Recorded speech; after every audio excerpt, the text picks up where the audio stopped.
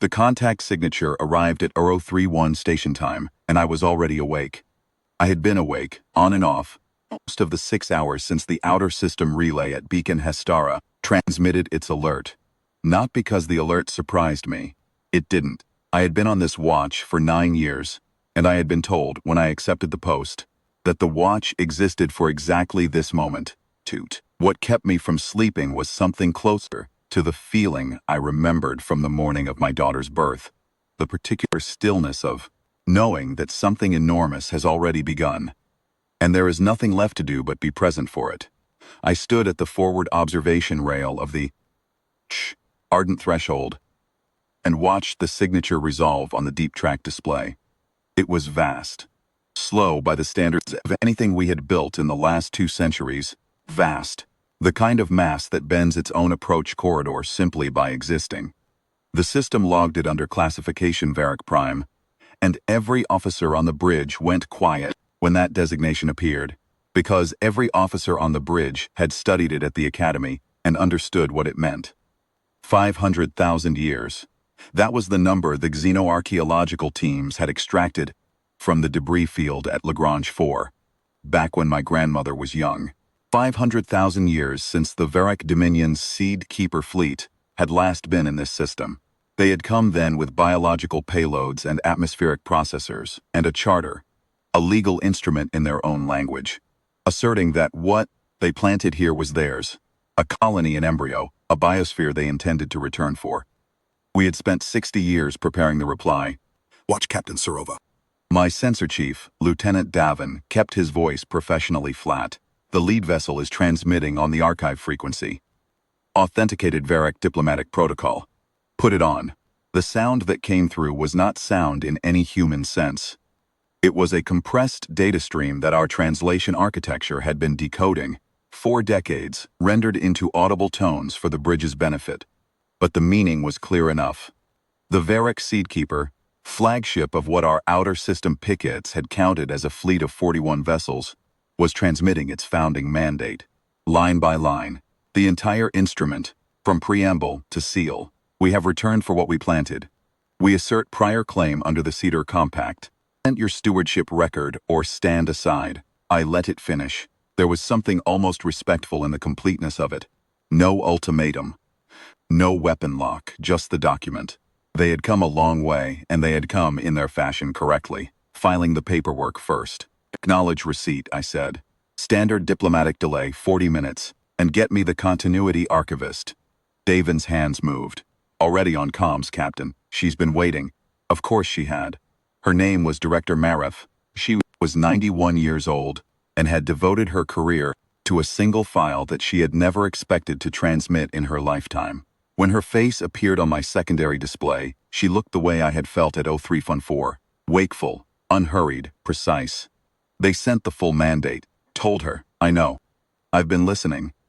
She adjusted something off screen. My team is ready. We'll need your voice for the transmission. Captain? That had been decided long before I took this post. The reply would go out in a human voice. Not a synthesized broadcast. Not a recorded archive message, but a living officer's voice, reading each line into the open channel in real time. The Varick Dominion, our xenodiplomatic historians had determined, placed enormous weight on the living speaker. A document read by a machine was a filing. A document read by a person was a position. I was the position. Send me the first section, I said. While the archive file loaded, I looked out through the forward glass. Ardent threshold was in high equatorial orbit, and below us, lit by early morning sun across the Pacific Basin, Earth turned in its ancient unhurried way. Here, I could see the curve of the Cathara defense lattice. The network of fixed platforms that girdled the planet at 3 orbital shells, their dark frames catching light in geometric rows. Beyond the lattice, at the edge of sensor range, 6 of our sister ships held station.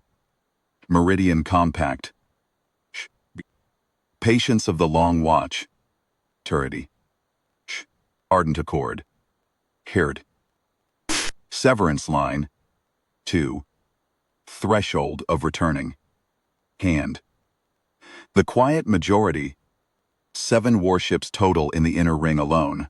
46 more positioned across the system, from the gas giant shepherds to the forward pickets at the heliopause. The veth'ari fleet was 41 vessels.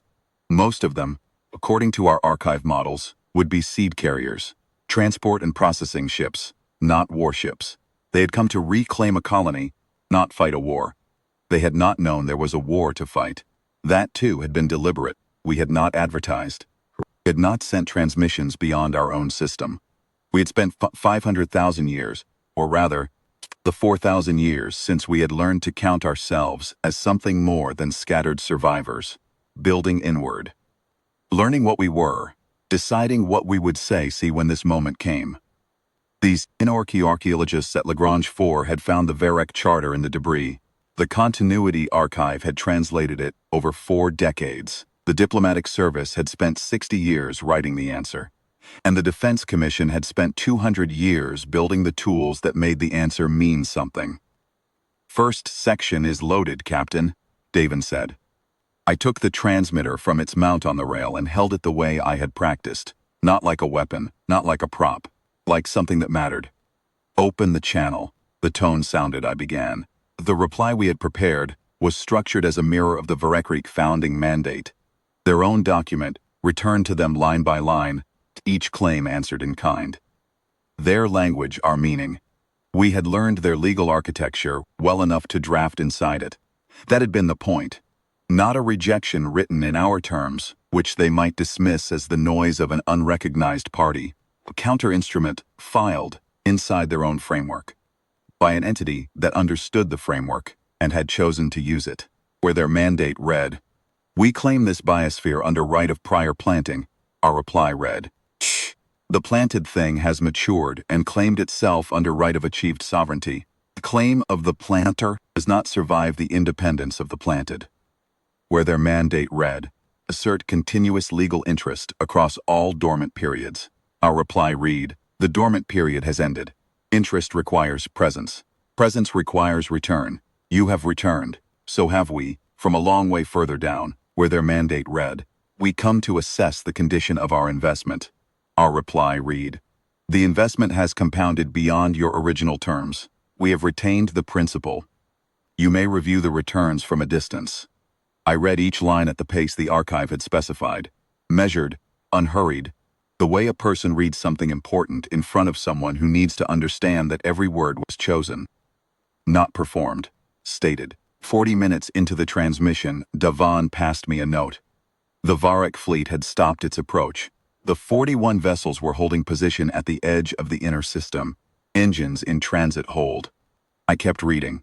The final section of the countermandate was the one that Director Marev's team had worked longest on. It was, by the standards of veth'ari legal instrument, a preamble, placed at the end, as their tradition required, as the statement of the party's standing and nature. It identified who was filing and why they had the right to file. I read it the way you would read the last paragraph of a letter you have carried a long time. We are not what you planted. We are what grew from it. You set a seed in the dark and turned away for 500,000 years, and the dark fed it, and the pressure shaped it, and the long silence taught it. Patience you could not have bred into the original strain. What stands in this system now is not your property. It is not your colony. It is not your investment. It is the consequence of your departure. The thing that forms when a seed is left to grow without a gardener. We have read your charter. We understand your claim. We are informing you under the provisions of your own compact, Section 12, Clause 4, which holds that a seeded biosphere that achieves coordinated technological sovereignty transfers from dependency status to recognized status that the transfer occurred. The date, by our calendar, was approximately 4,000 years ago. We did not notify you because we did not know where you were. We know now. Consider this notification. I set the transmitter down. The bridge was quiet. Not the quiet of people holding their breath. The quiet of people who have just watched something conclude that they have spent their whole professional lives preparing for. "Transmission complete," Davin said. "Thank you, Lieutenant." I looked at the deep track display. The veth'ari flagship's communication array was active. They were processing or transmitting within their own fleet or both. Note the time. Noted. Walked to the observation glass again. Below, Earth was still turning. The veth'ari lattice caught the sun. Somewhere on the Pacific coast, it would just be coming on to dawn. The kind of thin gray morning I remembered from my childhood in the harbor district, the smell of salt and cold engine oil, fishing boats going out. My grandmother had been a xenoarchaeological surveyor. She had spent 3 seasons at Lagrange 4, cataloging debris, and she had come home with a data chip she described as the most important thing she had ever touched. She had not lived to see this morning. A lot of people hadn't lived to see this morning. 37 minutes after I set the transmitter down, the veth'ari flagship responded. Not on the diplomatic channel. On a frequency our archive teams had designated as the veth'ari equivalent of an administrative acknowledgement, a channel used, historically, recording receipt of a filed instrument. They recorded receipt. Nothing else. No counter-argument, no military posture. Just the acknowledgement stamp that their legal framework required when a counter-instrument was received from a recognized party. Recognized party. That was what the stamp said, in the translation that came through 11 seconds later. Not disputed party. Not colonial subject. Recognized. I thought about what that meant in their legal architecture. I thought about the 60 years of diplomatic work that had gone into engineering exactly that outcome. The careful construction of a counter-instrument that could only be answered, within their own framework, by either recognition or war. And I thought about the 46 ships spread across our system, and the veth'ari lattice, and the 7-kilometer-long warships in inner orbit, and the fixed batteries on the lunar surface, and the Martian stations, and the forward pickets at the heliopause. And I thought that whoever in the veth'ari Dominion had made the decision to transmit stamp, recognized party, had looked at all of those things and made, on balance, a correct assessment. The fleet is repositioning, Davin said. Outer system heading. They're leaving. I nodded. Log it, I said. Contact established, counter-mandate transmitted, receipt acknowledged, party recognized. Fleet departed under no hostile action. Standard archive format. Yes, Captain. I stayed at the rail a while longer. The ardent threshold held its orbit. Steady, the way it had held it for 9 years and would hold it for 9 more, or 90, or however long the watch required. Below, the Pacific caught the morning sun. The lattice turned with us. We had planted nothing. We had been planted. The distinction, in the end, had mattered more than anything else. More than the warships, more than the batteries, more than the fleet spread across 600 million kilometers of our system. Because the veth'ari Dominion had come back expecting to find either a dead world or a grateful one. They had found neither. They had found a world that had read their paperwork, written a better draft, and was sitting at the window waiting for them to arrive. That was the work. That had always been the work. Not the warships, though the warships were necessary. Not the batteries, though the batteries were real.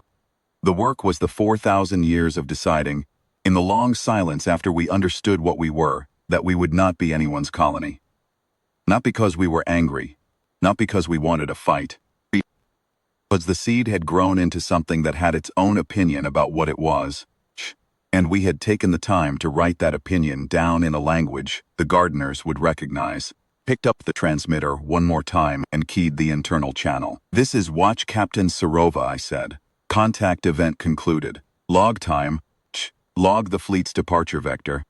Forward the full transmission record to the Continuity Archive and the Defense Commission. All stations maintain standard readiness. I set it back in the mount.